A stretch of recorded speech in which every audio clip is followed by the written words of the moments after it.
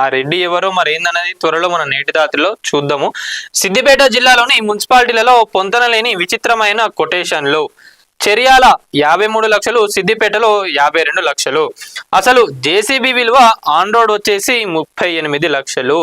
మరి దానికి ఒక దగ్గర 52 లక్షలు, ఇంకో దగ్గర 53 లక్షలు కొటేషన్లు అయితే వేయించుకొని మొత్తం కింద స్థాయి నుంచి పై స్థాయి అధికారుల వరకు ఎంతెంత ముట్టాలి ఏందనేది కూడా ఇక మొత్తం రాసుకొని మాకు ఇస్తే ఎవరి పర్సంటేజ్ ఎట్లా ఉంటుందో ఏందో చూస్తే దాన్ని బట్టి వీళ్ళు కొటేషన్లు ఇస్తున్నారా ఏందో అనేది చూడాలి. సో అవినీతి కంపు కొడుతున్న మున్సిపాలిటీ అధికారుల పనితీరు. ఒక మున్సిపాలిటీకి మరొక మున్సిపాలిటీకి జేసీబీ కొనుగోలులో 10 లక్షలకు పైగా తేడా. ఎట్లున్నా అంటే జనరల్ గా మనం కార్లు చూసుకుంటాం కదా, ఏడైనా కూడా ఆన్ రోడ్ ప్రైస్ మనం చూసుకున్నట్లయితే ముంబైకి పూణేకి ఈడ డిఫరెన్స్ ఉంటుంది. కానీ ఈడ మున్సిపాలిటీకి ఇంత డిఫరెన్స్ వస్తుందని నాకైతే తెలియదు.